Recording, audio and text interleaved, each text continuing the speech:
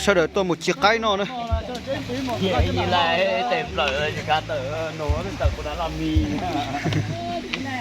Nhìn lại mà hay giải mà ngay tìm được chút nào cả nó cho nó tờ của nó làm mì.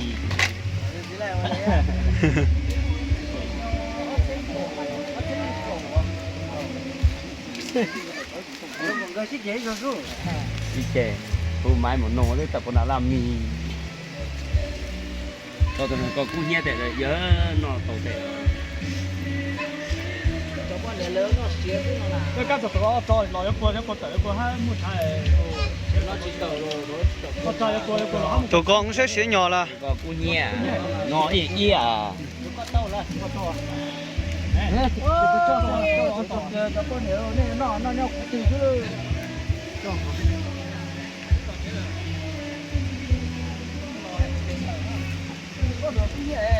Tụi có xía, tụi yêu có hay tụi họ xía hay à?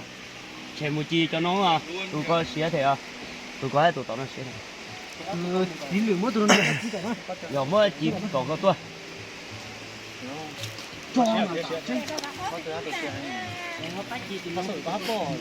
Chỉ dây mình gì à? Chỉ dây mình gì đó? Ừ, có rồi.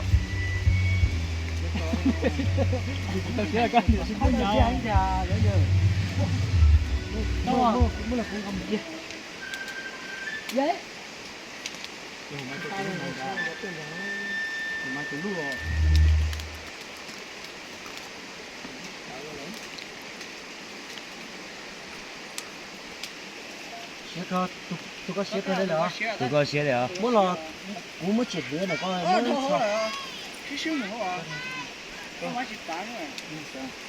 Yo yo bông là yo vô tiền. Yo vô tiền nè. nó có mày rồi bà mới cho nó nhiều cái gì nó thất tóc hơn đấy cú xếp thở đấy Cú của gì mà có hại đó chỉ là có cú. nó chỉ tu chân là lời ta phải mua bờ mê cứ nó mà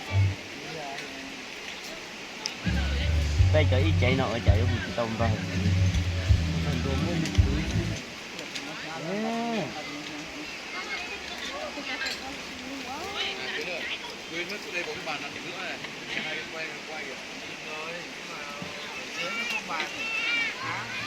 Giật phát được.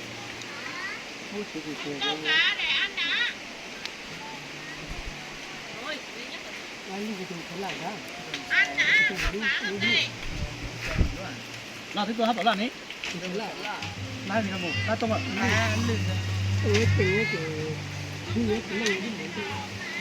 có em mua cả nó có dân nó